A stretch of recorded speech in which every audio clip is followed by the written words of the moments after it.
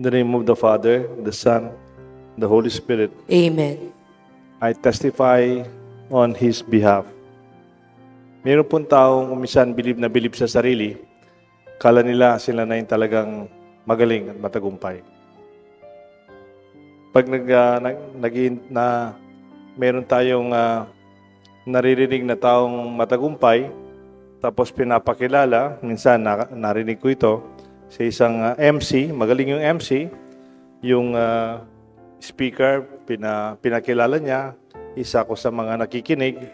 Sabi niya, I have an MC introduce a famous and successful resource person. Sabi niya, ladies and gentlemen, let us welcome our very successful speaker, very successful that he owns so much business. Sinabi niya lahat ng ginawa niya. Tapos yung last part, let us welcome him, a self-made man. Parang ginawa niya ang kanyang pagkatao. Meron bang ganon? Parang, sabi ko, paano yun? Self-made man. Para bang it's an expression of a person na magaling at matagumpay na matagumpay. Self-made man. Pero won't you accept that expression?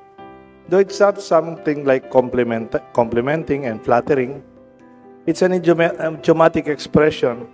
It may mean that but you do not believe that there's no such thing as self-made man. We are because of so many people who shape our life. Kaya matagumpay siya, magaling siya, masipag siya, hindi naman siya naging magaling dahil siya nag-iisa. Meron siyang magulang, meron siyang teacher, may naghubog sa kanyang pagkatao, may tumulong sa kanya sa opisina. Hindi naman pwedeng gawin siyang mag-isa. Kaya nga si Jesus, in his humility, I speak in His behalf. Parang kung nagsasalita ako ngayon, hindi man para sa akin, galing sa Diyos na who gave me the authority to speak. Hindi natin dapat kalimutan na kung ano man ang meron tayo, nanggagaling sa Diyos. Pag nagiging matagumpay kasi tayo, kagad dating naaalala na parang magaling na tayo. Kaya minsan sa Holy Week maririnig natin gospel na to. Si Jesus mapapasok sa Jerusalem. Nakasakay siya ng donkey. Makasakay ang asno, donkey. At yung donkey, napansin niya yung mga tao, yung winawagayway yung kanilang palaspas, tapos naglalagay sila ng mga tela na dinadaanan ng donkey.